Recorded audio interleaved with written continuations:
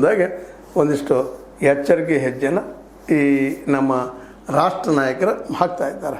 ಅಮಿತ್ ಶಾರವರಾಗಿರ್ಬೋದು, ಮೋದಿಯವರಾಗಿರ್ಬೋದು.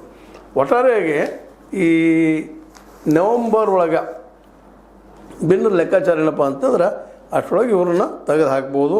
ಸೋಮಣ್ಣರೇ ಇಲ್ಲ ಮುರುಗೇಶ್ ನಿರಾಣಿ ಅವ್ರನ್ನ ಇಬ್ಬರಲ್ಲಿ ಯಾರನ್ನಾದರೂ ಅಧ್ಯಕ್ಷನಾಗಿ ಮಾಡಬಹುದು, ಇಲ್ಲ ಅರವಿಂದ್ ಬೆಲ್ಲದವ್ರದ್ದು ಆದರೂ ಆಗ್ಬೋದು ಅನ್ನುವಂಥ ಮಾತುಗಳು ಕೇಳಿ ಬರ್ತಾಯಿದ್ದಾವೆ. ಅಂದ್ರೆ ಸೋಮಣ್ಣ ಆಗಿರ್ಬೋದು, ಅರವಿಂದ್ ಬೆಲ್ಲದವರಾಗಿರ್ಬೋದು. ಅದೇ ಕಾಲಕ್ಕೆ ನಮ್ಮ ಏನಪ್ಪ ಅಂತಂದ್ರೆ ಈ ಇನ್ನೊಂದು ಹೆಸರು ಕೇಳಿ ಬರ್ತದೆ, ಕರಣ್ ಧಾಜ್ಲೆ ಅವ್ರ ಹೆಸರು ಕೇಳಿ ಬರ್ತದೆ ನಿರಾಣಿ ಅವ್ರ ಜೊತೆಗೆ. ಒಟ್ಟಾರೆಯಾಗಿ ಇವೆಲ್ಲ ಹೆಸರು ಕೇಳಿ ಬರ್ತಾ ಇದ್ದಾವೆ. ಇವ್ರನ್ನ ಅಧ್ಯಕ್ಷನ ಮಾಡ್ಬೋದಾ ಅನ್ನೋದು ಸಹಿತ ಅಷ್ಟು ಸಂಶಯಾರದ.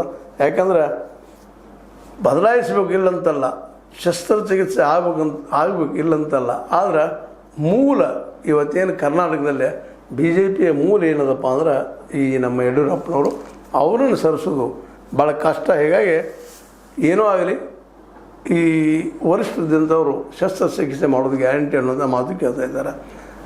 ಇನ್ನೇನು ಆಗ್ತದೋ ಗೊತ್ತಿಲ್ಲ. ಬಟ್ ಆದರೆ ಒಂದಂತಿ ಸತ್ಯ ಏನಪ್ಪ ಅಂತಂದ್ರೆ ಸರ್ಕಾರ ಬದಲಾಗೋದು ಬಂತಪ್ಪ ಅಂತಂದ್ರೆ ಅಥವಾ ಸರ್ಕಾರ ಬದಲಾಗಬೇಕಾಗಿತ್ತು ಅಂದ್ರೆ ಬಿ ಜೆ ಪಿ ಇನ್ನಷ್ಟು ಸ್ಟ್ರಾಂಗ್ ಆಗಿ ಹೋರಾಟ ಮಾಡಬೇಕಾಗ್ತದೆ. ಅದು ಆಗ್ತದನ ಅನ್ನೋಂಥ ಪ್ರಶ್ನೆ ಉಳ್ಳೋದು. ಯಾಕಂದ್ರೆ ಯಡಿಯೂರಪ್ಪನಂಥ ದೊಡ್ಡ ನಾಯಕರು ಇಲ್ಲ ಅಂತಂದ್ರೆ ಮತದಾನದಲ್ಲಿ ಹೊಡೆದು ಬಿಡೋ ಸಾಧ್ಯತೆಗಳಿದ್ದಾವೆ. ಅದಕ್ಕಾಗಿ ಒಟ್ಟಾರೆಯಾಗಿ ವಿ ಸೋಮಣ್ಣನ ಅಧ್ಯಕ್ಷ ಮಾಡಬೇಕೋ ಅಥವಾ ವಿಜೇಂದ್ರನ ಮುಂದುವರ್ಸ್ಕೊಂಡು ಹೋಗ್ಬೇಕೋ ಅಥವಾ ಅದ್ರ ಜೊತೆಗೆ ರಾಘವೇಂದ್ರ ಯಡಿಯೂರಪ್ಪನ ಮಗ ಅವರನ್ನು ಕೇಂದ್ರಕ್ಕೆ ಕಳಿಸ್ಬೇಕು, ಇವೆಲ್ಲ ಏನೋ ಚರ್ಚೆ ನಡೀತಿದ್ದಾವೆ.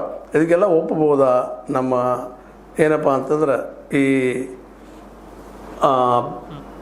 ನಮ್ಮ ಯಡಿಯೂರಪ್ಪ ಮತ್ತು ಅವ್ರ ಮಗ ಅನ್ನುವಂಥದ್ದು ಅದರ ಸ್ವರೂಪ ಇಲ್ಲ. ಯಡಿಯೂರಪ್ಪನವರಂತೂ ಪೂರ್ತಿಯಾಗಿ ತಮ್ಮ ಮಗನ ಪರ ಇರೋದರಿಂದ ವಿಜೇಂದ್ರನ ಬದಲಾಯಿಸಿದ್ರೆ ಕಷ್ಟ ಆಗ್ಬೋದು ಮುಂದಿನ ಚುನಾವಣೆ ಅನ್ನೋದು ಭಾಳಷ್ಟು ಜನರ ಅಭಿಪ್ರಾಯ. ಆದರೆ ಭಿನ್ನ